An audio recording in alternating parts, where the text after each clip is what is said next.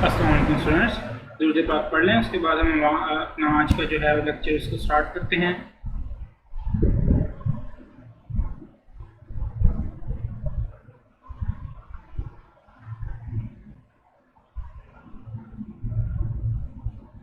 जी students, तो हमारा चल रहा था लास्ट लेक्चर।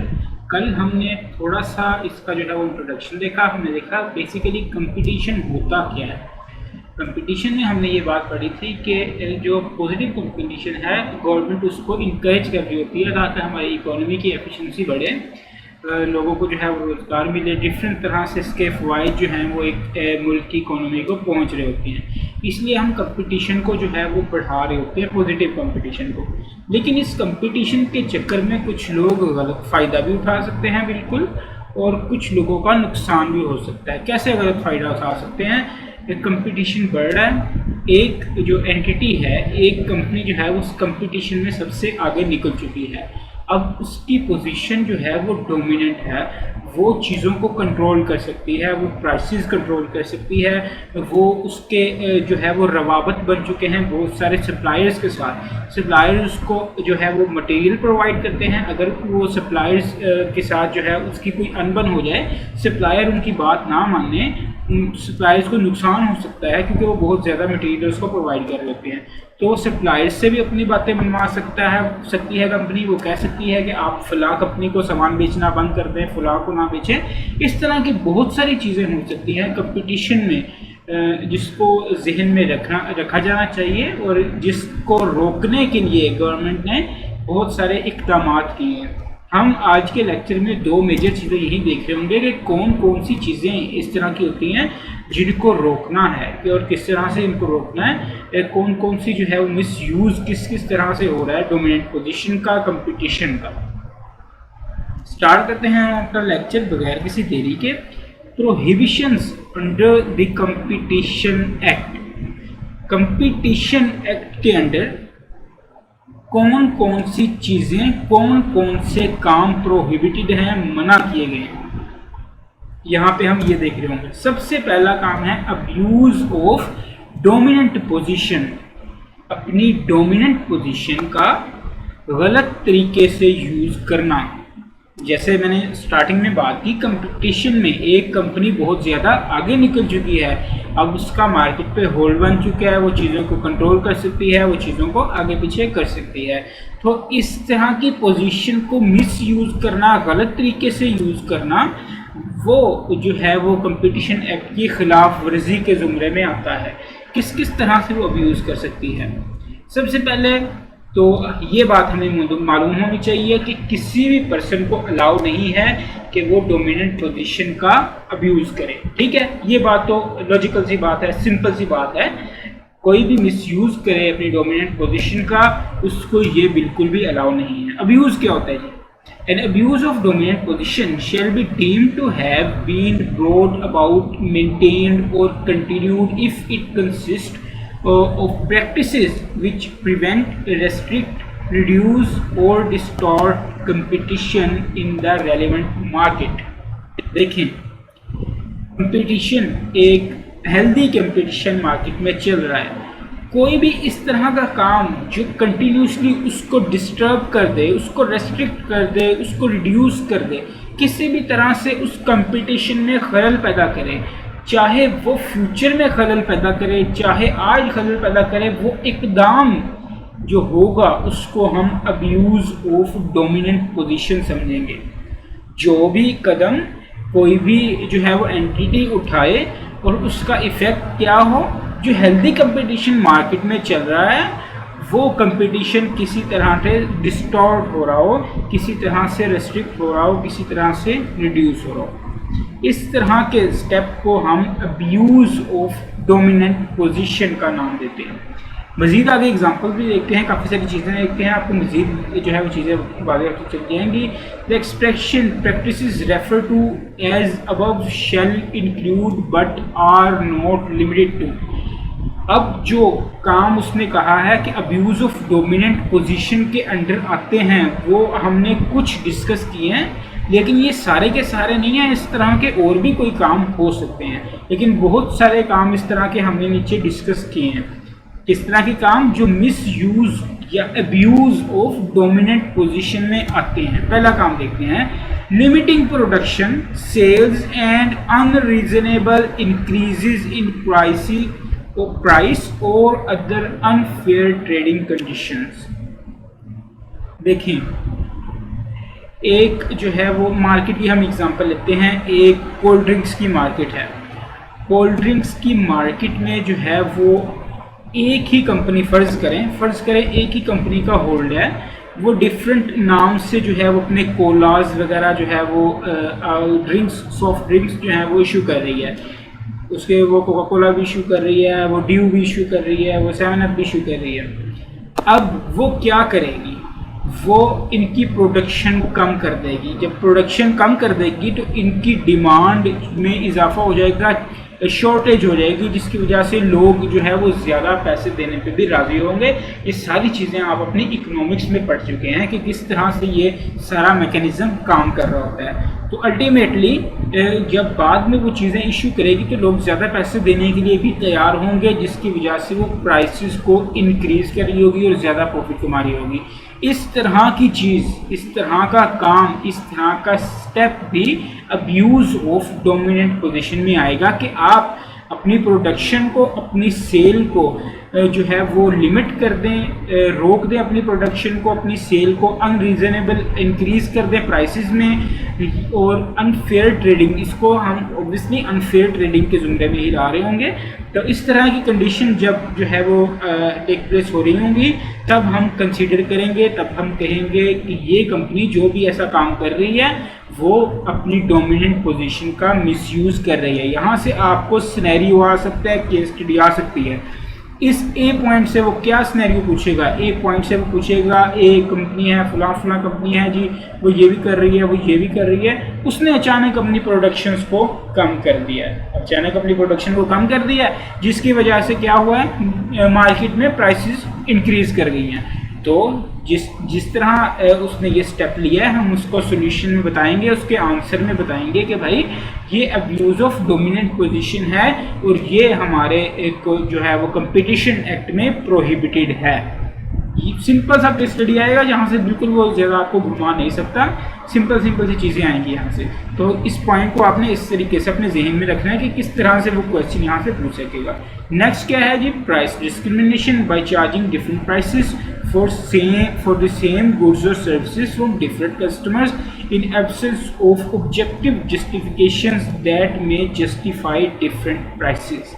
देखिए, अगर आप डोमिनेंट पोजीशन में हैं, हर जगह पे आपका माल पहुंच रहा है, तो ऑब्वियसली आप प्राइसेस जो है वो डिस्क्रिमिनेट कर सकते हैं। तो अगर इस तरह का कोई स्टेप ले रहा है, एक ही प्रोडक्ट है, उसकी डिफरेंट प्राइसेस जो हैं वो सेटअप कर रहा है, प्राइसेस को बढ़ा रहा है किसी भी तरह से, डिफरेंट कस्टमर्स के लिए एक ही चीज़ के लिए डिफरेंट प्राइसेस जो है वो लगा रहा है, तो इसको भी हम डोमिनेंट पोजीशन का अब्यूज़ कंसिडर कर रहे होंगे। रीजनेबल अनरीजनेबली वो इस तरह की प्राइसेस को बढ़ा रहा होगा, इस कस्टमर के लिए इतनी प्राइस है, इस कस्टमर के लिए इतनी प्राइस है, इस कस्टमर के लिए इतनी प्राइस है, वो एक स्पेसिफिक मार्केट को टारगेट कर रहा होगा। मैं आपको एग्जांपल देता हूँ, उसने अपनी चीज़ें एक रेडी पे भी लिखवाई हुई हैं, वही कपड़ा, वही चीज़ें उसने अपने जो है एक मॉल में भी लिखवाई हुई हैं। जो मॉल में लिखवाई हुई हैं वो 1000 रुपये की एक चीज़ बेच रहा है, जो उसने वो रेडी पे लिखवाई हुई है वो 200 रुपये की एक चीज़ बेच रहा है। इस तरह से भी डिस्क्रिमिनेशन हो सकती है चीज़ों के बारे में।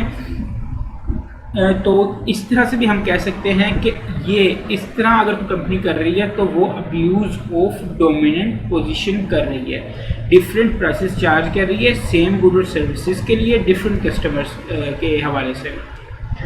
यहाँ से भी वो आपको छोटा सा सिनेरियो बना के पूछ सकता है, लेकिन चांसेस ये भी हैं कि वो पूछे कि भाई बताएं डोमिनेंट पोजीशन का अब्यूज़ कैसे हो सकता है। अब्यूज़ ऑफ डोमिनेंट पोजीशन पे नोट लिख दें, तब आप ये सारी कंडीशंस जो हैं वो लिख रहे होंगे। मज़ीद कंडीशंस हम देख लेते हैं। टाइम्स क्या है जी? Where the sale of goods और services made conditional on the purchase of other goods or service. क्या कह रहा है जी? आपने अगर 5 किलो चीनी खरीदनी है तो साथ आपने 1 किलो आटा लाजमी खरीदना है। इस तरह की वो शर्त लगा रहा है कि एक जो है वो चीज़ की ख़रीदो फ़रोख्त दूसरी चीज़ की ख़रीदो फ़रोख्त पे जो है वो डिपेंड कर रही है। इसको भी हम अब्यूज़ ऑफ डोमिनेंट पोजीशन में ला रहे होंगे। यहाँ से वो क्या पूछेगा, एक सिनेरियो बनाएगा। एक कंपनी है, कंपनी ये है जी, उसने जो है वो अपनी एक नई प्रोडक्शन, एक नई चीज़ की प्रोडक्शन शुरू की है, नए आइटम की प्रोडक्शन शुरू की है, उसकी सेल में उसे बहुत मसला हो रहा है। तो उसने इस तरह की कंडीशन लगा दी है कि उसके जो पुराने अच्छे प्रोडक्ट्स बिक रहे हैं, जो लाजमी लोग ख़रीद रहे हैं, उनके साथ कंडीशन है कि आपने ये वाला प्रोडक्ट भी साथ लाजमी ख़रीदना है। तो आप बताएं मिसयूज़ ऑफ डोमिनेंट पोजीशन है क्या नहीं? तो आप बताएंगे जी बिल्कुल ये मिसयूज़ ऑफ डोमिनेंट पोजीशन है। तो इस तरह के यहाँ से सिंपल से सिनेरियो आ रहे होंगे। नेक्स्ट पॉइंट की तरफ देखते हैं, making conclusion of contracts subject to acceptance by the other parties of supplementary obligations which by their nature or according to the commercial usage have no connections with the subject of the contract। अब इसको आप समझें, एक company एक चीज़ बेच रही है, एक चीज़ बेचने का कॉन्ट्रैक्ट कर रही है, चीज़ बेचने का क्या कर रही है, कॉन्ट्रैक्ट कर रही है, लेकिन उस कॉन्ट्रैक्ट में कह रही है कि आपने हमारी इस चीज़ के लिए ये हमारी चीज़ भी दूसरी लाजमी खरीदनी है। मैं आपको एग्जांपल देता हूँ, लेकिन उन दोनों चीज़ों का आपस में बिल्कुल भी कोई ताल्लुक नहीं है। मैं आपको एग्जांपल देता हूँ। एक कंपनी है, वो कंप्यूटर बना रही है, कंप्यूटर बना रही है, टेक्नोलॉजी का काम है, टेक्नोलॉजी का काम है, ठीक है, कंप्यूटर बना रही है। वो कंप्यूटर बेचने का ना एक कंपनी के साथ एग्रीमेंट कर लेती है। एक IT कंपनी है, उसके साथ एग्रीमेंट किया, हम आपको 100 कंप्यूटर जो है वो प्रोवाइड करेंगे, ठीक हो गया। आगे उसने शर्त क्या रखी, हम आपको 100 कंप्यूटर तो प्रोवाइड करेंगे, लेकिन साथ में आपने जितने भी अपने कंप्यूटर स्टैंड्स हैं ना, वो हमारे बंदे से बनवाने हैं। वो किससे बनवाने हैं? हमारे बंदे से बनवाने हैं। कंप्यूटर टेबल्स कह लें, कंप्यूटर टेबल्स जो हैं वो आपने हमारे बंदे से बनवाने हैं। इस तरह की चीज़, इस तरह का काम। अब वो कंप्यूटर कंपनी एक बड़ी कंपनी है, लोग उस पर ट्रस्ट करते हैं, लोगों की मजबूरी है उसी से खरीदते हैं क्योंकि उसके पास अच्छी चीज़ है, वही जो है वो एक बेहतरीन चीज़ बना रही है, तो उससे ख़रीदनी है लोगों ने। अब वो इस तरह की जब कंडीशन रखेगी तो हम कंसिडर करेंगे कि वो अपनी जो है वो डोमिनेंट पोजीशन का मिसयूज़ कर रही है। ठीक है बच्चों, नेक्स्ट पॉइंट की तरफ मूव करते हैं। यहाँ से भी वो आपसे छोटा सा सिनेरियो पूछ सकता है, अदरवाइज ये सारे आपने याद तो करने ही करने हैं। इसमें से कम 6-7 तो आपके फिंगर टिप्स में होने चाहिए कि अगर वो कह दे कि सारे के सारे जो है वो पॉइंट्स नोट लिख दो अब्यूज ऑफ डोमिनेंट पोजीशन पे, तो आप ये पॉइंट्स इनमें से कुछ लिख सकें। नेक्स्ट जो है वो उस पर कहते हैं पॉइंट पे, applying dissimilar conditions to equivalent transactions on other parties placing them at a competitive disadvantage।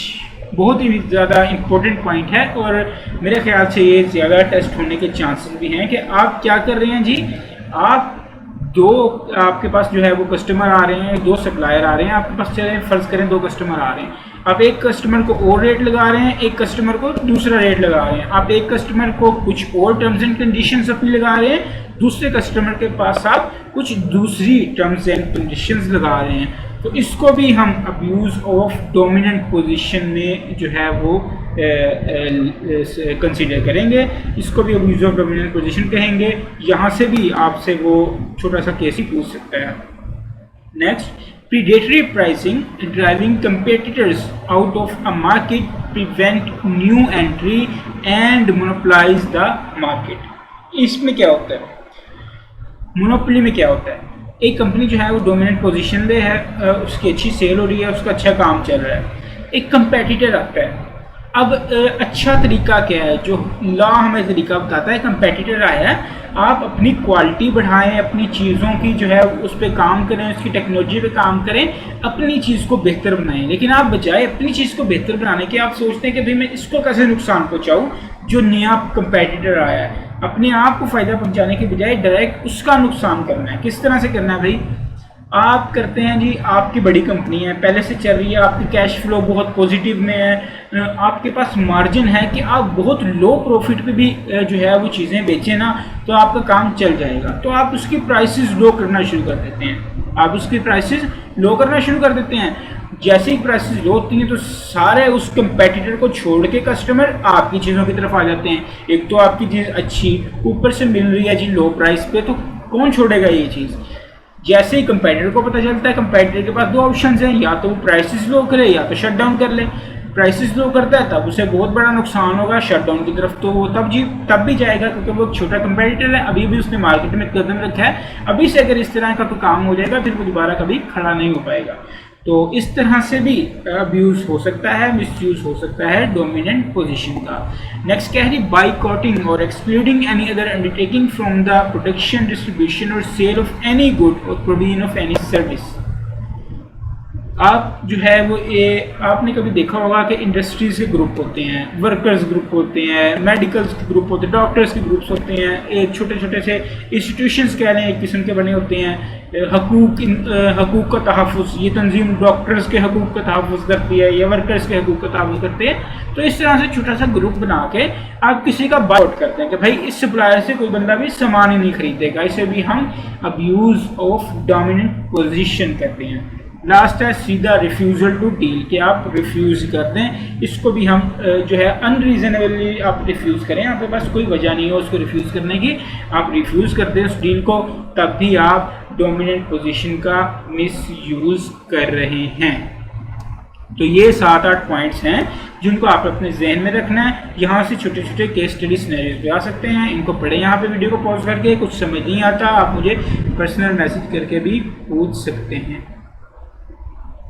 एक एग्जांपल देखते हैं हम छोटे से। XYZ Limited operates a chain of retail outlets selling essential materials used in construction in all major cities across Pakistan, having market share of 60%। एक XYZ Limited company है जो retail outlets का काम करती है और कुछ एसेंशियल मटेरियल बेचती है construction in all major cities.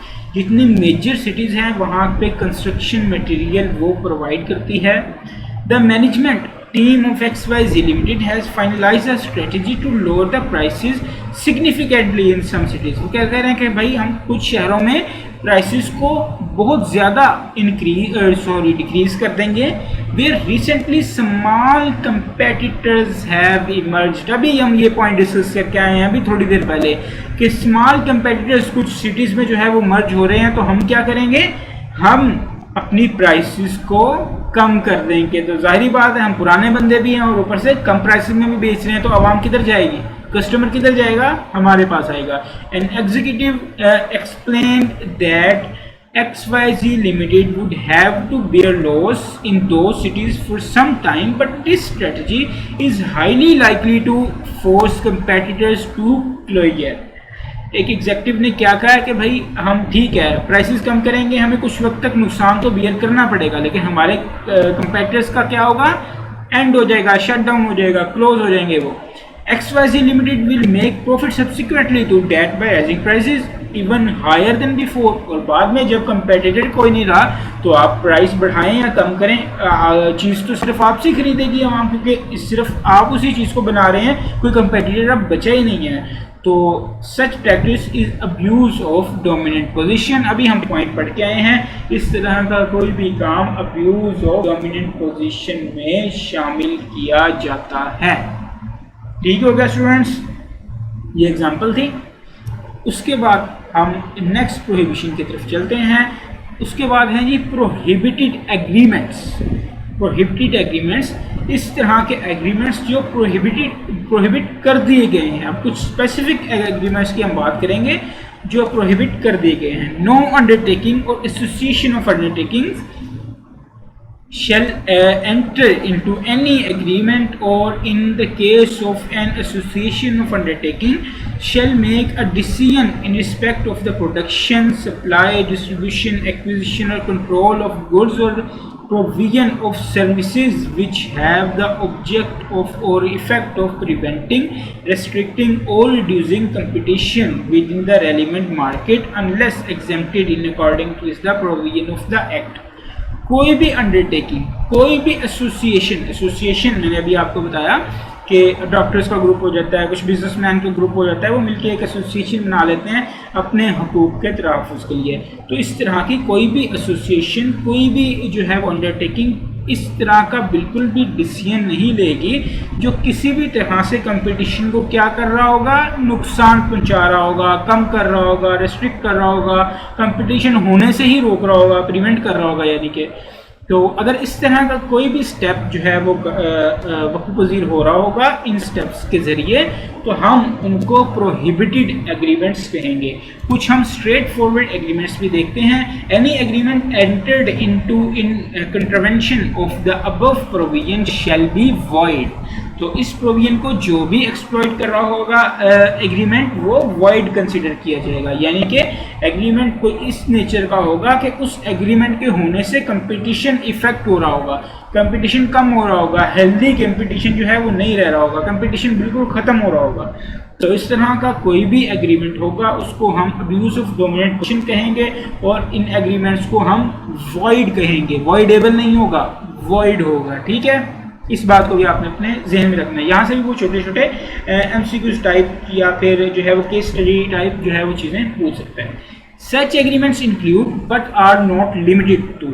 Agreements जो हैं, इस तरह के एग्रीमेंट्स में ये सारी चीज़ें शामिल हैं, लेकिन लिमिटेड नहीं है। यानी कि सिर्फ यही चीज़ें नहीं है, और भी चीज़ें इस तरह की हो सकती हैं। Fixing the purchase or selling price or imposing any other restrictive trading conditions with regard to the sale or distribution of any goods or the provision of any services। कोई भी एसोसिएशन मिलके, कोई भी बंदा जो डोमिनेंट पोजीशन में है वो क्या करेगा, वो परचेज या सेलिंग प्राइस फिक्स कर देगा। कोई एसोसिएशन फिक्स कर देगी, कोई अंडरटेकिंग फिक्स कर देगी जो अकेली जो है वो खड़ी हुई है उस मार्केट के अंदर। तो वो क्या करेगी, अपनी परचेज प्राइस या सेलिंग प्राइस जो है वो फिक्स कर देगी और दूसरों पे इम्पोज कर देगी, दूसरी कंपनीज पे क्या कर देगी, इम्पोज कर देगी। तो इस तरह से डिस्ट्रीब्यूशन ऑफ गुड्स या सर्विसेज मुतासिर हो रही होंगी। तो इस तरह का अगर कोई एग्रीमेंट हो रहा है जो अपनी परचेज प्राइस या सेलिंग प्राइस फिक्स कर रहा है और दूसरी ट्रेडिंग कंपनीज जो हैं, बाकी जो कंपनीज ट्रेडिंग कर रही हैं, उन पे इस तरह की रेस्ट्रिक्शन इम्पोज कर रहा है, तो हम इसको जो है वो वॉइड एग्रीमेंट कंसीडर करेंगे, प्रोहिबिटेड एग्रीमेंट कंसीडर करेंगे। नेक्स्ट पॉइंट है डिवाइडिंग और sharing of markets for the goods और सर्विसेज। देखें, मुल्तान मेरा, कराची तुम्हारा, लाहौर इसका, चलो काम खत्म। अगर इस तरह की कोई डिस्ट्रीब्यूशन कर रहा है कि भाई इलाके डिवाइड कर लेते हैं, इस इलाके में मैं बेचूंगा, उस इलाके में आप बेचोगे, कंपटीशन ही खत्म हो गया, कंपटीशन खत्म हो गया, एलिमिनेट हो गया, प्रिवेंट हो गया कंपटीशन। तो इस तरह की अगर कोई चीज़ वक़ूफ़ पज़ीर हो चुकी है, तब भी हम उसको प्रोहिबिटेड एग्रीमेंट का पार्ट बनाएंगे और इस तरह का एग्रीमेंट क्या होगा, वॉइड कंसिडर किया जाएगा। देखें, यहाँ से आपको वो एज इट इज़ भी पूछ सकता है कि भाई 4-5 प्रोहिबिटेड एग्रीमेंट्स बता दो, तो आपको ये 4-5 पॉइंट एटलीस्ट यहाँ से याद होने चाहिए। इसके अलावा ज़्यादा चांसेस मेरे ख्याल से पर्सनली यहाँ पे कोई छोटी सी 2-4 नंबर की केस स्टडी वो बना सकता है शॉर्ट क्वेश्चन के अंदर, या MCQs में आपसे छोटी सी वो केस स्टडी बना के पूछ सकता है। नेक्स्ट पॉइंट की तरफ चलते हैं, फिक्सिंग और setting the quantity of production. अभी हमने क्या बात की, फिक्सिंग और setting the price of production. जिस तरह से वो प्राइस को फिक्स करके और सेट करके कंपटीशन को रोक रहे थे ना, बिल्कुल इसी तरह वो क्वांटिटी सेट करके भी कंपटीशन को रोक सकते हैं। एक एसोसिएशन बनाएंगे जी, हम ताजरों की एसोसिएशन है, हम ताजरों के हकूक़ का तहफ़्फ़ुज़ करते हैं। उसके बाद वो क्या करेंगे, कोई भी ताजर आप लोगों में से 20 किलो से ज़्यादा आटा ही प्रोवाइड नहीं करेगा। चलो मार्केट में शॉर्टेज हो गई, लोग मर रहे हैं, लेकिन 20 किलो से आटा कोई ज़्यादा प्रोवाइड नहीं करेगा, ताजरों का इत्तेहाद बन गया। इसको भी हम प्रोहिबिटेड एग्रीमेंट का जो है वो पार्ट बनाएंगे। इस तरह के इस किस्म के एग्रीमेंट भी जो क्या हो रहे होंगे, वॉइड हो रहे होंगे, कि आप एक क्वांटिटी फिक्स कर लें कि कोई भी बंदा इस क्वांटिटी से ज़्यादा सामान नहीं बेचेगा, या कोई भी बंदा इस स्पेसिफिक क्वांटिटी का ही सामान बेचेगा। यहाँ से भी वो आपसे छोटा सा 2-4 नंबर का सिनेरियो बना सकता है। वो कहता है जी एक फलां कंपनी है, वो जो है वो इस तरह का सामान बेच रही है, उसने क्या किया, एक एसोसिएशन बनाई, अपने इस तरह के सामान बेचने वाली कंपनियों के साथ मिल गई, और उसने आगे से क्या किया, आगे से उसने कहा भी तो हम ना अपने प्रॉफिट के लिए ऐसे करेंगे, इसकी क्वांटिटी क्या रखेंगे, कम रखेंगे, बस इतनी क्वांटिटी हर कंपनी प्रोवाइड करेगी ताकि जब थोड़ी थोड़ी शॉर्टेज हो जाए तो हमारी प्राइसेस भी साथ साथ इंक्रीज होती रहें। इस तरह का कोई सिनेरियो बना के पूछेगा कि बताएं भाई ये क्या हो रहा है, आप बताएंगे कि भाई ये जो है वो वॉइड एग्रीमेंट है, प्रोहिबिटेड एग्रीमेंट है, लॉ ने इसको प्रोहिबिट किया हुआ। नेक्स्ट पॉइंट है जी लिमिटिंग टेक्निकल डेवलपमेंट और investment with regard to the production, distribution और सेल ऑफ एनी गुड्स और the provision of any services. बिल्कुल जिस तरह पहले उसने प्राइस फिक्स की, अब क्वांटिटी फिक्स की, अब टेक्निकल डेवलपमेंट फिक्स कर देगा। मोबाइल की कंपनियां मिलकर कह दें कि भाई एंड्रॉयड के इस वर्जन से ऊपर हम 1 साल तक बनाएंगे ही, ठीक हो गया, इससे कंपटीशन क्या हो गया, खत्म हो गया, सब कुछ एक ही चल रहा है, सारे कंपनियां एक ही चीज़ बना रही हैं, तो क्या कंपटीशन होगा बीच में, ठीक है ना। इस तरह की चीज़ भी अगर कोई कर रहा है उसको भी है जो है हम प्रोहिबिटेड एग्रीमेंट का नाम दे रहे होंगे।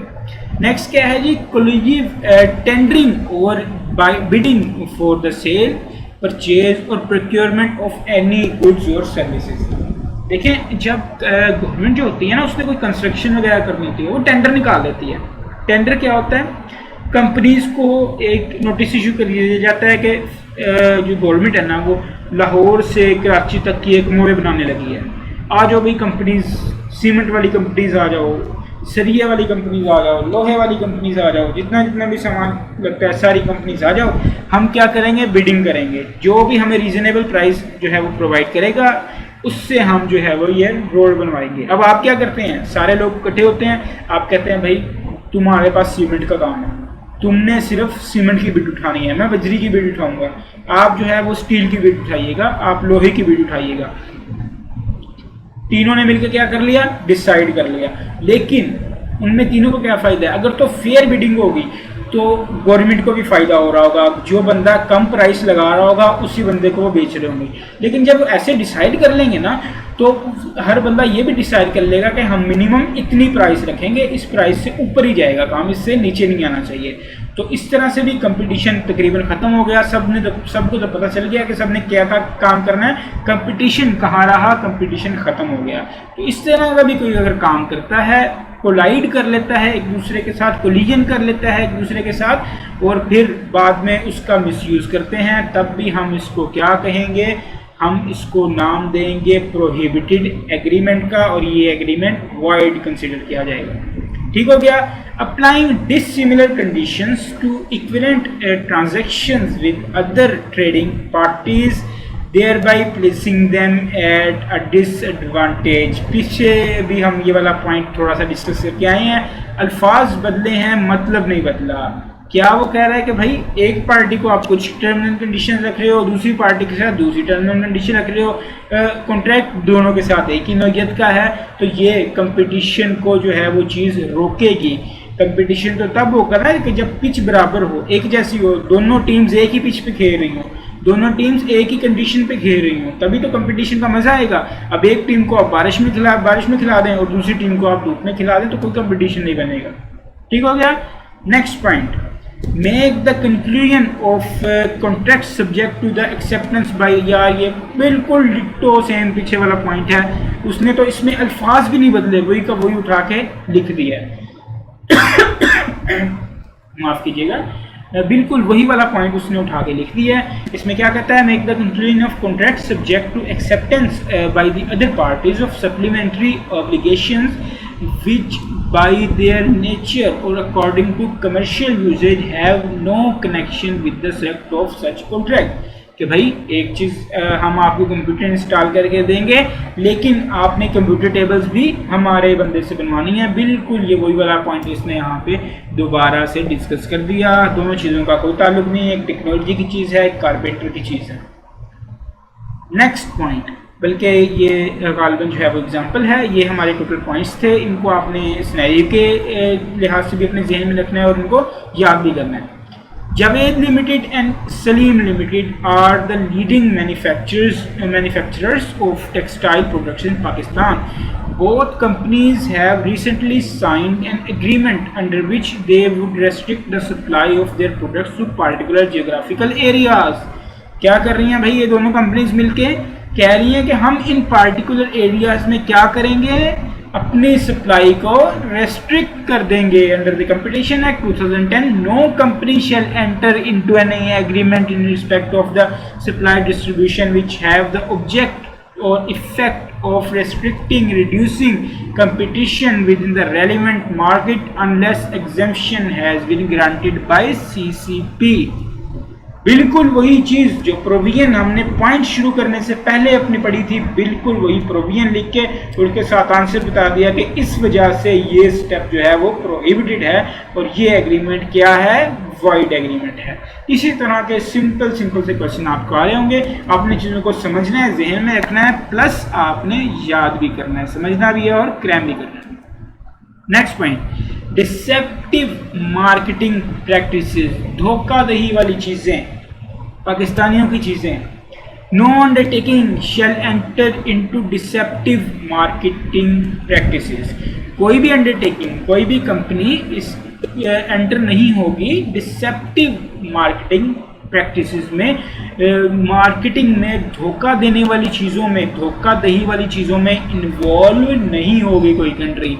अपना इश्तिहार चला रही है, 99.999% जर्म्स को मार देते हैं, हमारा साबुन 100% जर्म्स को मार देता है, ये वो इस तरह की धोखाधड़ी वाली चीज़ें जो असल में नहीं है लेकिन इस तरह से जो है वो मार्केटिंग में शो की जा रही हैं, इस तरह की चीज़ों में कोई भी अंडरटेकिंग इन्वॉल्व नहीं होगी। The deceptive marketing prices shall be deemed to have been restored to or continued of an undertaking resource to, कौन सी conditions हैं, the distribution of false or misleading information that is capable of harming the business interest of another undertaking।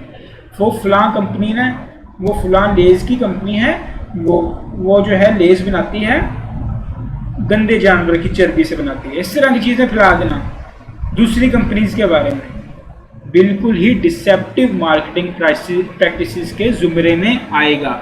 आप क्या कर रहे हैं, धोखा दे रहे हैं लोगों को, अपनी गंदी मार्केटिंग से लोगों को धोखा दे रहे हैं और दूसरों के बिजनेसेस को नुकसान पहुंचा रहे हैं। नेक्स्ट पॉइंट है, द डिस्ट्रीब्यूशन ऑफ फॉल्स और misleading information to customers including the distribution of information lacking a reasonable basis related to the price, character, method or place of production, properties, suitability for use or quality of the goods।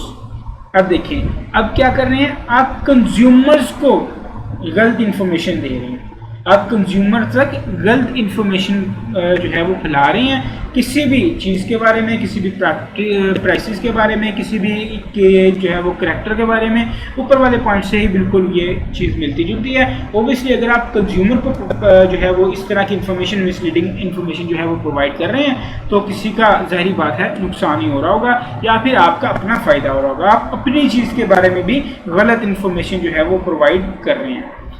Consumer तक आप कह रहे हैं कि हमारा product ये है, हमारा प्रोडक्ट वो है, ना कि आपके प्रोडक्ट में ऐसी कोई बात नहीं है। फॉल्स और misleading comparison of goods in the process of advertising, वही बात जो मैं शुरू से कर रहा हूँ कि गलत या मिसलीडिंग कंपैरिजन कर रहे हैं आप अपनी गुड्स का दूसरी गुड्स के साथ। हमारी गुड इस गुड से इसलिए अच्छी है जी, इसलिए अच्छी है, हालांकि इस तरह की कोई बात ही नहीं है। इसको भी हम जो है वो डिसेप्टिव मार्केटिंग प्रैक्टिसेस के जुमरे में शुमार करेंगे। लास्ट चीज है जी, fraudulent use of another's trademark, firm name or product labelling or packing. आप देखते हैं जी, कोका कोला वाली कंपनी बहुत अच्छी चल पड़ी है। आप अपने घर में जो बोतलें इकट्ठी करते हैं उसमें काला सा सोडा भर के और कोका कोला का टैग लगा के बेचना शुरू कर देते हैं। इसको हम फ्रॉडुलेंट यूज कहेंगे किसी के ट्रेडमार्क का, और ये भी डिसेप्टिव मार्केटिंग प्रैक्टिस में आता है। सिंपल सी चीज़ें हैं, कोई भी एक भी जो है वो स्टेटमेंट कम्प्लेक्स नहीं है। इनको आपने केस स्टडी के हवाले से भी अपने जहन में रखना है और इनको आपने क्रैमिंग के हवाले से भी अपने जहन में रखना है। लास्ट में हम आखिरी एग्जांपल जो है वो डिस्कस करते हैं, उसके बाद हम अपने लेक्चर को क्लोज करते हैं। Strong Industries Limited is a listed company and is engaged in the manufacturing of SIL cement. SIL's market share is around 23%. SIL's plan for the next year include launching a vigorous advertisement campaign which would involve television advertisements, highlighting some of the unique features of SIL cement and how it is superior to the cement manufactured by other competitors. Before launching the advertisement campaign, SIL shall ensure that its marketing campaign shall not resort. देखिए वो अब marketing campaign एक अपनी launch करने जा रहे हैं और वहाँ पे वो दूसरी कंपनीज के साथ कंपैरिजन भी करेंगे, तो ये देखना पड़ेगा ना कि सही कंपैरिजन कर रहे हैं कि नहीं। तो इसी हवाले से 3 पॉइंट्स जो हम पढ़ के आए हैं बिल्कुल वो वाले लिख देने हैं और हमें इसके पूरे मार्क्स मिल जाने हैं। बिल्कुल इसी तरह के यार क्वेश्चन आएंगे आपके अगर जो है वो पास पेपर में अपने जो है वो IKB एग्जाम में आया, इसी तरह की यहाँ से केस स्टडी बनेगी या फिर वो आपसे सीधा क्रैमिंग वाली चीज़ पूछ रहा होगा। आपको नहीं यहाँ पे वो बन सकता, इतनी कोई भी कम्प्लेक्स चीज़ यहाँ से नहीं बन सकती। सिंपल से कंसेप्ट हैं, बिल्कुल ही सिंपल से कंसेप्ट हैं, सीधे से। तो इन चीज़ों को आपने अपने जहन में रखना है, आपने क्रैम भी करना है और आपने समझना भी है, चीज़ों को जहन में भी रखना है। इंशाल्लाह कल हमारा लास्ट लेक्चर होगा, हम अपना जो है वो सिलेबस कल एंड कर देंगे। थोड़ा सा पोर्शन रह गया है, गालिबन एक ही एक्ट जो है वो हमारा बचा हुआ है, कल हम इंशाल्लाह उसको क्लोज कर देंगे। उसके बाद हम लास्ट चैप्टर का भी टेस्ट कंडक्ट करेंगे, फिर हम बाकी मिड मॉक की तरफ आएंगे और फुल मॉक की टेस्ट की तरफ आएंगे। एक मैं आप लोगों से वादा करता हूँ, लास्ट लेक्चर के बाद एक एग्ज़ाम टेक्निक्स पे खास तौर पे बीबा के हवाले से मैं एक वीडियो अपलोड करूँगा जो आपको एग्ज़ाम में जो है वो काफ़ी हेल्पफुल हो सकती है।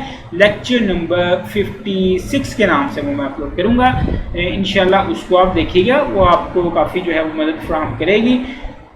मैंने ICAP की जो है वो आंसर शीट, अगर आप पहली बार बीला दे रहे हैं, आपने आंसर शीट भी नहीं देखी होगी बीला की किस तरह की होती है, उस हवाले से भी उसमें डिस्कशन मौजूद होगी और भी बहुत सी चीज़ें आप लोगों को जो है एक्सप्लेन की गई होंगी, काफ़ी फ़ायदेमंद होगा, तो उसको भी आप ज़रूर देखिएगा। इंशाल्लाह कल लास्ट लेक्चर के साथ हम मिलते हैं, तब तक के लिए अल्लाह हाफ़िज़।